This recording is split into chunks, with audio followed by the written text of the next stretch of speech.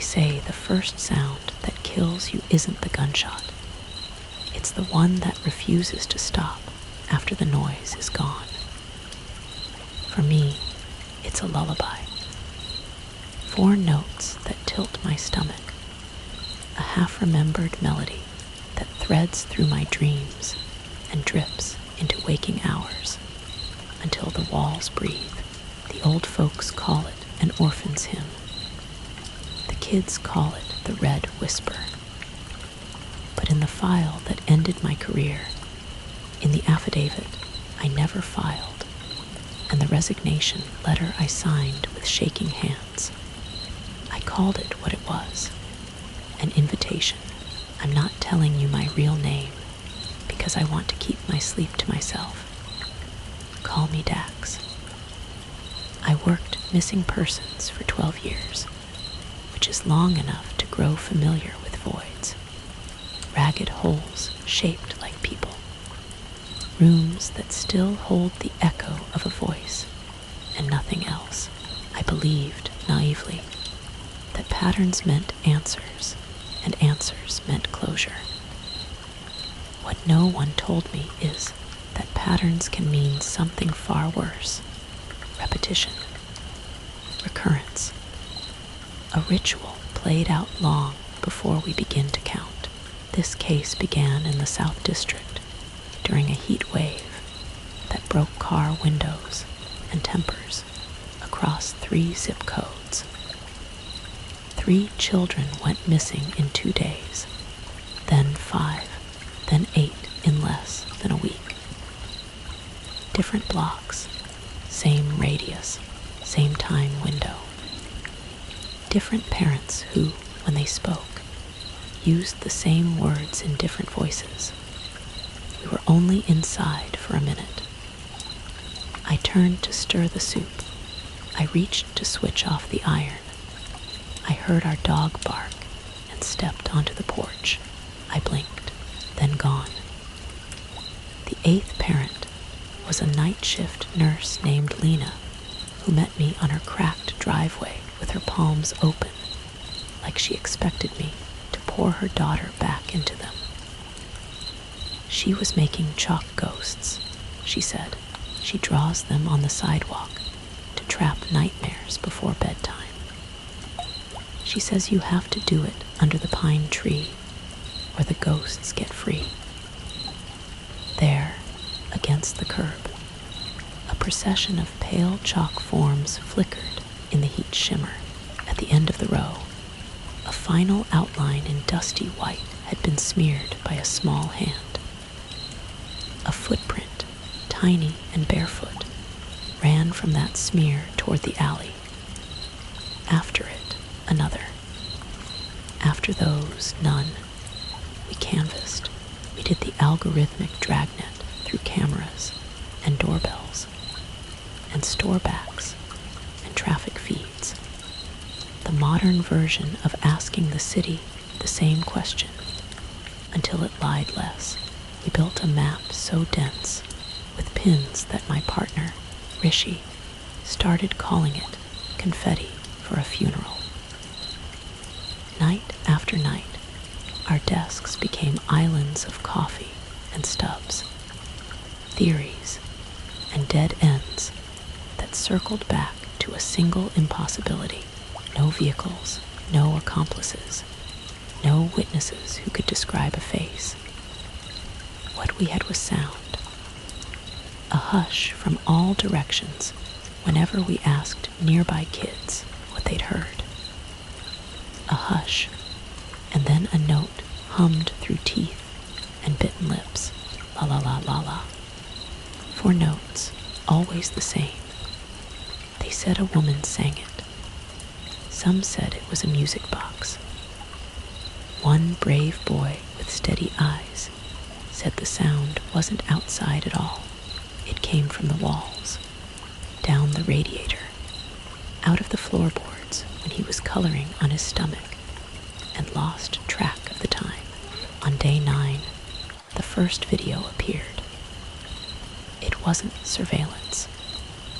It was cell phone footage captured from the 5th floor of an apartment with rotting blinds, filmed by a woman who told us she didn't believe in ghosts until she moved here. It showed a narrow side street at dusk. A row of power lines made a sagging paper staff across the sky, and beneath it, something moved. A procession of children, 6 of them, hands clasped, eyes open too wide, feet bare and blackened with dust. Their faces were lit the way streetlights make faces look washed, like underwater. They walked without breaking step, and in front of them drifted something not quite there. A woman-shaped emptiness, wearing a red shawl that rippled like it was underwater, though the air was still. Her hair was the wrong color for hair, not brown or black or gray, but the murky red of faded brick. The video had no sound except the woman's breathing and the muffled sob of whoever stood beside her, until at the very end, when a music box chime spilled out from nowhere, and a child at the back turned and mouthed a word into the camera. The word was please. We elevated to citywide. We registered a task force. We promised outcomes into microphones we didn't believe. We were told that what we were seeing was a trick of light, a composite, a hoax. Rishi and I requested the raw file, then another set, then the original device. The clip held true across formats, compression levels, extractions. Whatever it showed, it wasn't stitched. I stared at the pixels until I could smell the red shawl. I dreamed of my mother's hands tying scarf knots when I was small, how she taught me the sailor's knot for windy days, how fabric can anchor or drown you depending on the water. After the 10th child, the city named her Mother Red. It was quicker than the press inventing something obscene. The name made everyone feel safer, like she was just a character assigned by committee. She made people believe she was just a story that would go away if we took down the posters and let the heat wave pass. She didn't. On day 13, at 2:19 a.m., a motion sensor in a warehouse off Harbor 6 trod on the wrong wire and triggered a feed. The warehouse camera offered us a better angle. It caught Mother Red walking between stacks of shrink-wrapped pallets, trailing her shawl like fog. The children didn't look at her. They looked at the air, mouths parted as if something invisible hovered just ahead. I pressed my face to the monitor like an animal. At the very end, she turned. The shawl fell a little. It wasn't a face that looked back. It was something the shape of a face. And what struck me wasn't the absence of eyes or the wrongness of the mouth. It was how tender she looked. Tender like hunger is tender right before it bites. That was the night Lena stopped waiting on her driveway and sat in our bullpen instead, hands wrapped around paper cups until they collapsed. She didn't sleep. She said she could feel the song in the AC vents and kept asking me every hour if I could hear it too. Around 4 a.m., when the city felt like a held breath, she looked at the blankness beyond our windows and said quietly, "If it's a lullaby, then something is being put to sleep." I didn't know what to say to that. The truth was simpler and uglier. I'd started to hum the 4 notes without meaning to, while I wrote reports. I had begun to miss the melody when it was gone. On day 14, we searched the wrong places for the last time. We searched the shape of streets and the seams of electrical grids, the culverts and the construction sites, the choke points we knew, and the blind corners we'd learned. We forgot, because we're human, that when the city becomes an instrument, the hall is not outside, it's inside. By the time we remembered, the city had learned the song by heart. We found the first door by accident. Or maybe we were always going to find it. The way a magnet finds the pin it's been dragging around the room. A call came from a woman on Washington Terrace who swore her water meter ticked in triplets and her radiators wept without heat.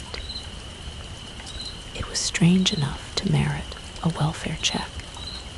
Strange enough that Rishi and I rolled anyway, because neither of us wanted to sit under the vent, hum in the bullpen, any longer. The building was a pre-war. All arches and ironwork that had rusted into lace. The hallway smelled like lemon cleaner, barely hiding mildew. Inside the apartment, there were 3 beds and 1 table, and a shrine of school photos on the refrigerator. A hand mirror hung on the wall by a nail. It shook slightly, though the room was still. "Listen," the woman said. The meter in the kitchen cupboard clicked. 1, 2, 3, pause. 1, 2, 3. It was percussion for a song we weren't hearing. And when I pressed my palm flat to the wall, it vibrated. The sound seemed deeper than the building, deeper than the city.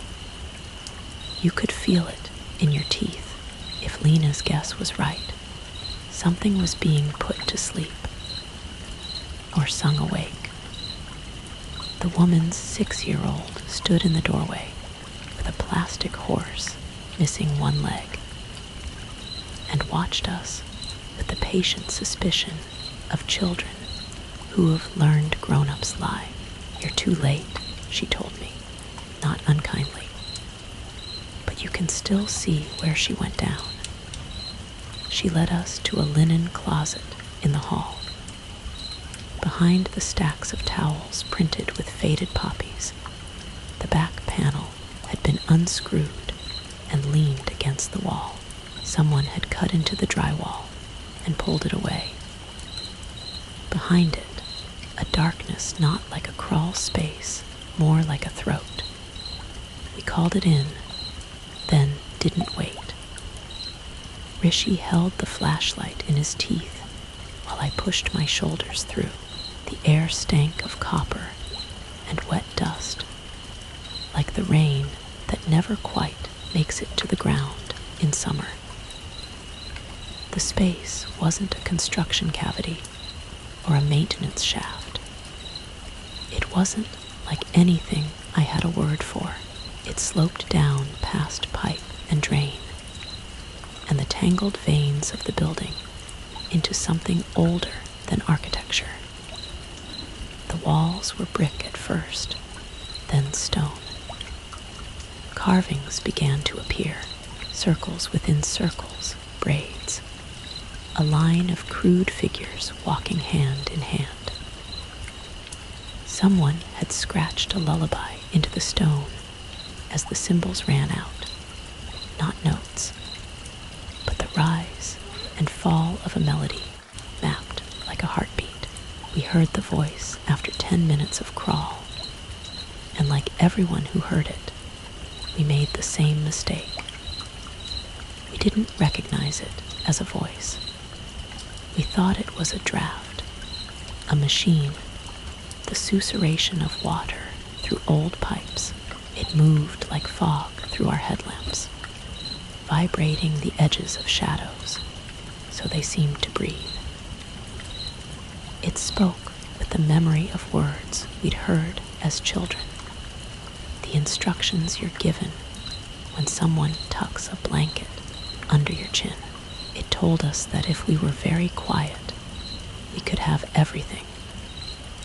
We could sleep without guilt. We could be forgiven for being tired.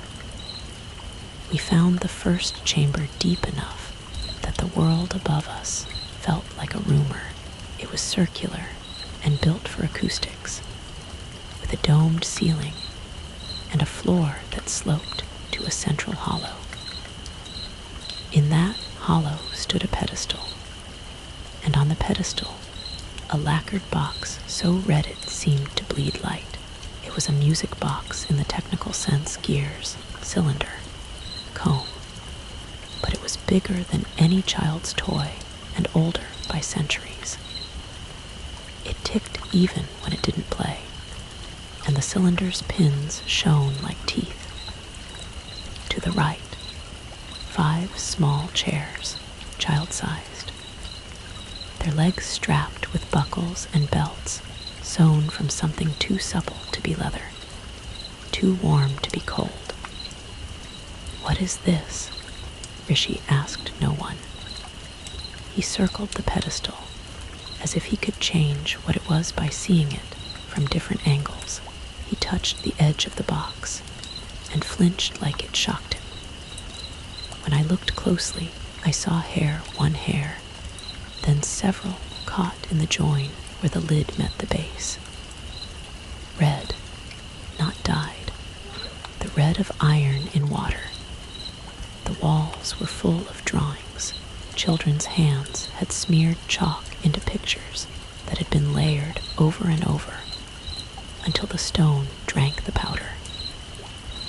Houses and stick figures and cats, and something that wasn't a cat but had too many legs.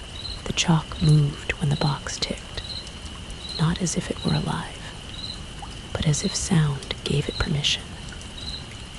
I think I laughed then, a small, brittle laugh that made Rishi look up and narrow his eyes like I'd crossed some line we hadn't discussed. Something had happened there. Not violence, not yet, not like the end of the barn I would later enter and never leave entirely. This place was an invitation parlor, a waiting room, a place to learn the song before you were taught to hunger for it. In the dust near the chairs, the scuffed arcs of small heels told a stuttering pattern: hesitation, step, step, falter. I knelt and pressed my fingers into those prints, as if warmth might still live there. My hand came away gritty and gray. There were red threads in the dust that stuck to my skin and wouldn't wash off.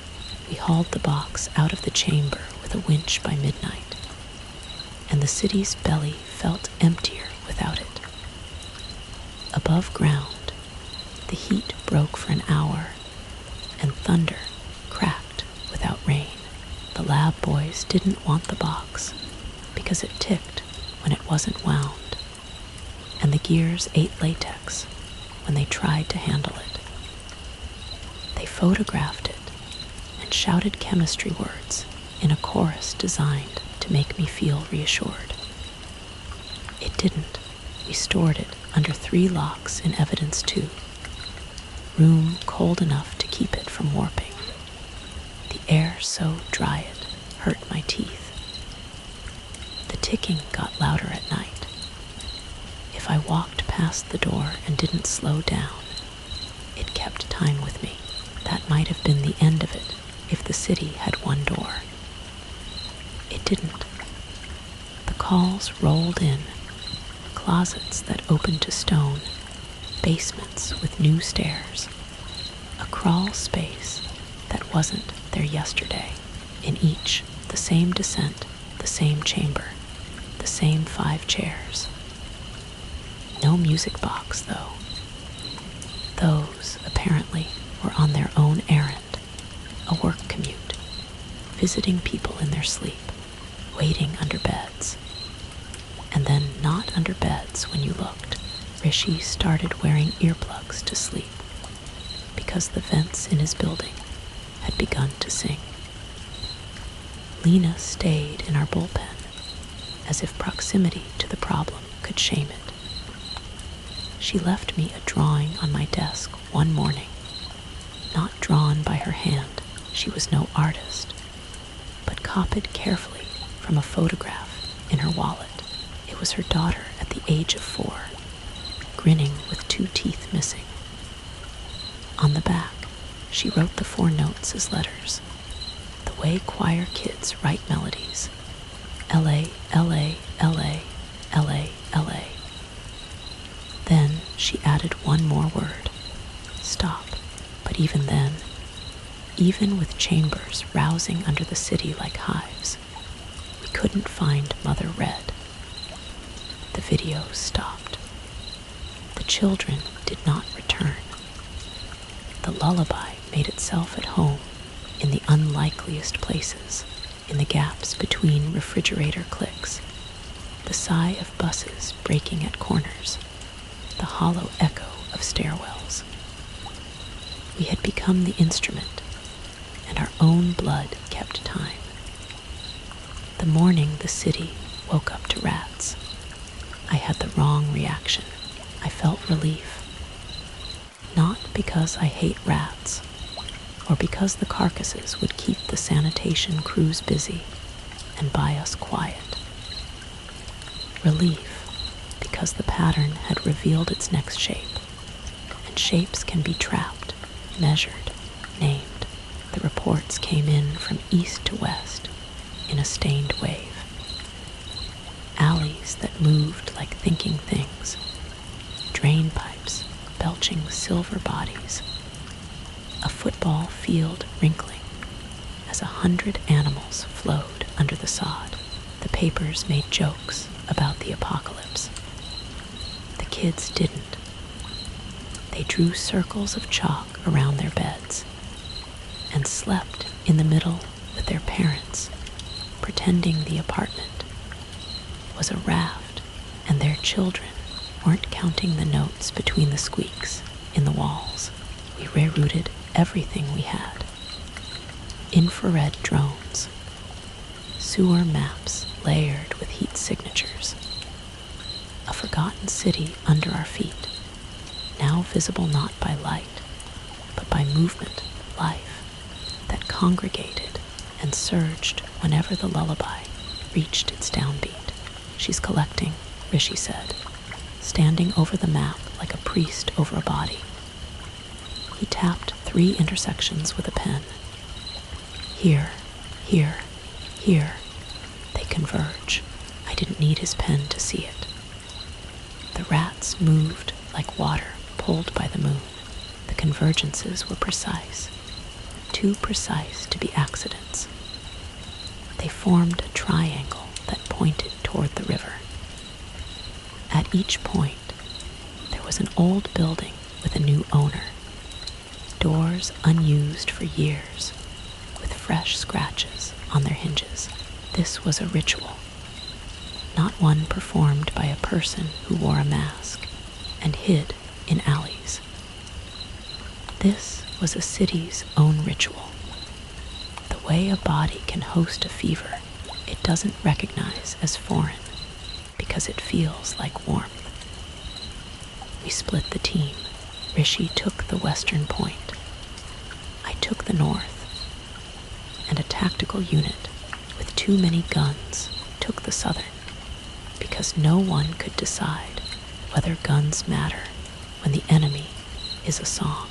The building at the point assigned to me had been a textile factory a century ago, then a school, then a church, then empty long enough that teenagers painted their names on the walls and grew old elsewhere. I pushed the side door with my shoulder. It opened with a sigh. Inside, dust floated like pollen in a shaft of window light. like rats watched from the pews with the solemn attention of parishioners. At the pulpit stood another box. Not red, this one was white, muslin wrapped, taped carefully, as if the thing inside were a cake someone didn't want to ruin by smudging. I knew better and still reached for the tape. The first pull felt like skin peeling. It opened with a tremendous gentleness that made my hands shake. Inside lay what you'd expect if expectation were a list. A gear assembly, a cylinder, a comb, a crank. It would have been more honest if it were sharp or filthy. Instead, it was pristine, no dust, and it smelled like clean linen dried in winter air. When I cranked it, it played the 4 notes wrong. An interval too short, a beat withheld. Then it corrected itself. That was when the rats rose. They didn't attack. That would have been a kindness, a narrative with rules. They spread across the floor, bodies touching bodies, until the entire aisle trembled like an organ. Their small teeth chattered. It was percussion. It was worship. It was the sound inside a skull when you are very frightened and can't name why. The lullaby folded itself over me like a shawl and settled on my shoulders. The shawl smelled like my grandmother's attic, like old wool, like iron. My fingers kept winding the crank, while the other hand took out my phone and called Rishi. He answered and didn't say hello. He said, "She is here." Where? I whispered, as if the inside of me could be overheard. "Where are you?" "Under the school," he said. They built a new floor over the old in the 70s. I went down to the dead one. He took a breath that sounded like stairs. Dax, I can see them. 2 of them. Not children, a crash. Not a human voice, not an animal voice either. Metal dragged across stone. "Don't come," he said, with a firmness that sounded too much like goodbye. "Whatever you do, don't bring her another witness." Then the line went dead. I don't remember deciding to go. I remember running. I remember the rats split for me, the way water splits for a boat that isn't large enough to deserve the name. Outside, the air had cooled, and for the first time in weeks, the city didn't smell like heat. The school at the western point had been condemned years ago and was kept on life support as a voting location and a place to store folding tables. The door was padlocked. I shot it off, because even when the enemy is a song, the rules still require an entry for something to begin. Inside, Rishi had left me breadcrumbs, literal ones, crushed crackers in a trail to a door I didn't need to force. It opened into a stairwell that spiraled and tightened until the steps felt narrower than feet. Down there, the air had weight. I walked into a hallway where ceiling tiles dangled on their grids, and water had drawn continents on the walls. Children's drawings clung to the paint like lichen. I turned right, right again, left, and then I was in a gymnasium with no doors where a door should have been. The gym's floor was wood, buckled into waves. In the center sat Mother Red. The shawl wasn't shawl. It was hair, not strands, ribbons. Not ribbons, threads. Threads that connected to the box in my hands, though I had left it behind. Threads that ran under the floor and into the walls and through my teeth. She looked tired, no face and still. She looked more human than anyone in that moment, because weariness is the one thing that makes monsters reachable. Give them back, I said, because my vocabulary had shrunk to begging. She tilted not a head, but the suggestion of a head, and the lullaby answered for her. It said, I don't take, I keep. Nobody likes the word keep when it isn't theirs. I lifted my gun because that was what I understood, and her shawl laughed without sound.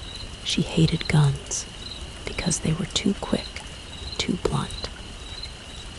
That was when I realized that the 5 chairs in the chambers had never been for what comes after. They were for the lesson before. Children will hold hands if you tell them it keeps the dark away. They will sing if you sing. It is not supernatural to teach obedience. It is only practice. Rishi, I said, show me. He stepped from the shadows with a face like a fever, had wrung him out and hung him up to dry. He didn't carry his gun. He carried a shawl thread as if it were a snake, and he had charmed it. The lullaby poured from the gym's scoreboard, the vents, the lines painted on the floor. He said, without rancor, she found me when I was small. She didn't take me. She kept me. I left when I forgot the tune. She forgives forgetfulness. She punishes not listening. He looked at me, and for the first time since I met him, I felt something like pity aimed in my direction. You need to decide what you're willing to listen to. Then the floor opened, not like a trapdoor, but like water giving way, and the rats poured through with their chittering teeth and bright eyes. Somewhere inside the sound, a child cried, not in pain, in recognition.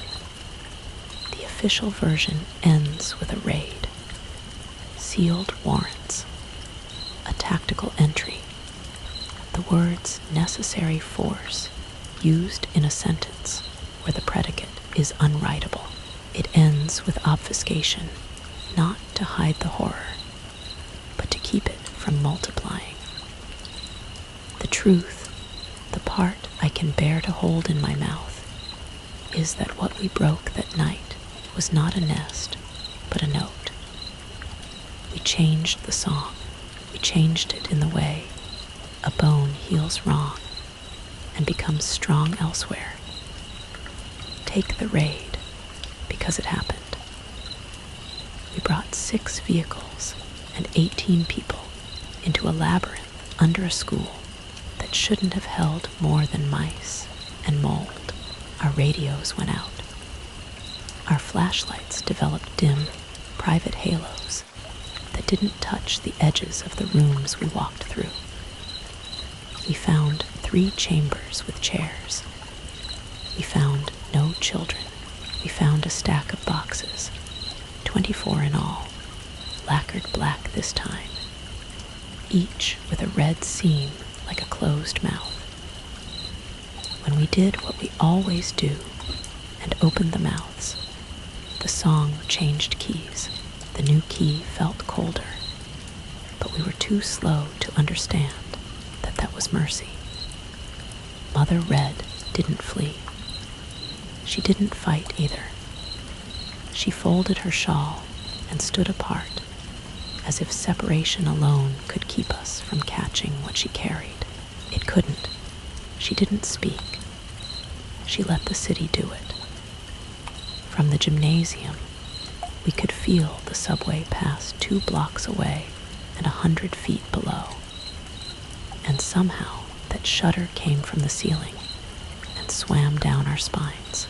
Upstairs, rain that hadn't fallen all month began at once against windows we could not see. I leveled my weapon, then lowered it because shame is heavy. I did not want to teach the young officers behind me that shame comes too late. Where are they? One of the younger ones asked me. He didn't mean the rats, though they moved at the edges of vision like nervous weather. He meant the children. If I had told him they were in the chambers, he would have run. If I had told him they were in the walls, he would have shot them. If I had told him they were kept, he would have understood and broken in half. I said, because I found my courage too late. Listen, we heard it, the lullaby smoothed of its burrs, the wrong interval corrected, the beat made steady by a city large enough to keep time for 1,000 hearts. The rats quieted, the hair shawl stilled. In the quiet, an object rolled from under the bleachers and tapped my boot. It was a crayon, red. I picked it up and found it warm. I drew a line on the gym floor, and the line stayed as bright as blood. The line made a circle, and the circle became a door, because Mother Red taught me, swiftly, what I should have learned years ago. How to draw the worlds seems where they are invisible. We opened 12 doors that night. We opened them because a monster taught us how. We opened them and found small rooms that were not rooms, cupboards that were not contained by any architecture, spaces that weren't anywhere anyone had designed. In one, a plate with a slice of birthday cake that had not molded. In another, a row of drawings of stick figures holding hands, 5 to a row, each with a red thread tying wrist to wrist. In another, a music box that did not play when touched by hands that meant harm. There was a 13th door. I couldn't draw it. Lena did. She took the crayon from my hand the way a mother takes the knife her child is misusing, and made 3 lines so confident it made my chest ache. She drew a rectangle and said her daughter's name. The door opened. The room beyond was small and smelled like chalk. The floor was covered in drawings. In the center sat a child with eyes too bright from not enough sleep, hair stuck to her forehead, mouth humming not the lullaby, but a note she'd made up herself to keep the lullaby company without letting it in. When she saw Lena, she stood as if her body had been waiting in the posture for months, and ran on legs that worked like a foal's, new, clumsy, eager. The red thread around her wrist loosened and fell like a snake, shedding its skin. We brought 7 children home that night, not 8. You do not get perfect numbers when you draw doors into the dark. The ones we returned did not sleep through the next winter, and their parents learned lullabies. They did not sing out loud because the words had new shapes on their tongues. Lena moved away. She sends me pictures of her daughter, who is missing 1 tooth, and then 2 then more, who draws chalk ghosts on a porch I do not recognize because it's not my city. In one photo, the chalk ghost has a red shawl. I asked if that was permitted. Lena wrote back. She says the lady is a warning, not a monster. Rishi didn't come up from the raid. He didn't die either. Death is a clean word, and what happened to him took place in the messy language of staying. chose to keep listening. He lives under our city, where the heat returns each summer and the rats remember. He sends me notes sometimes, not letters, notes. 4 of them, scribbled on the back of forms filed by hands that have forgotten how to hold a pen without shaking. When I play them in my mind, the intervals are worse. That does not mean he's lost. It means he learned another version. What you must understand is that there are many songs.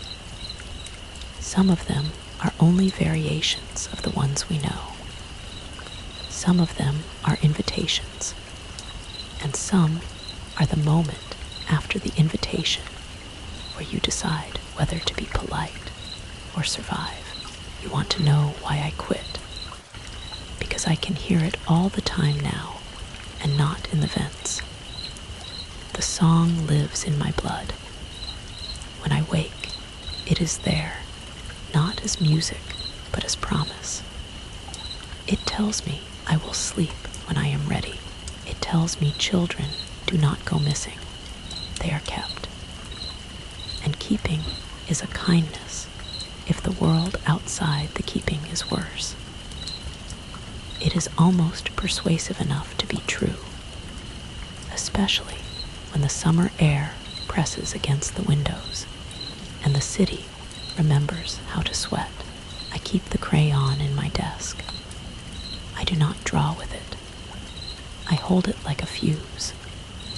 There is one more truth. I don't say it because it feels like betrayal, but that is what truth usually feels like before it frees anyone. Mother Red is not a woman. She is what a city makes when it wants to forgive itself for being dangerous. She is what we make when we write the word monster around a hole and pretend the hole is now a person we can name and blame. She keeps because we won't. There are children in every district. No one holds with enough ferocity to keep them from falling through a seam. This is the part that is my fault. This is the part they will not put in a report.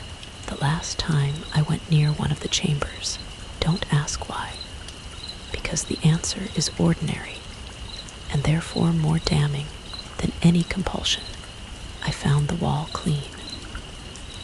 No chalk, no belts, no chair. I found a single thread, red as rust, floating in the air, as if there were water where there wasn't. When I reached for it, I heard my mother singing from another room I don't have anymore. A song I haven't heard since my father sat in the kitchen and refused to eat. I did not touch it. I turned and walked away, because sometimes the only thing that saves a person is refusing to enter the room your grief opens for you. Now the city cools, autumn will come, and the lullaby will move from the vents to the beneath of the streets, to the subway rails at the hour when the trains are just the idea of trains and not metal yet. The children who returned will grow tall and pretend they don't remember. Some of them will draw circles in chalk around their desks at work and laugh when asked why.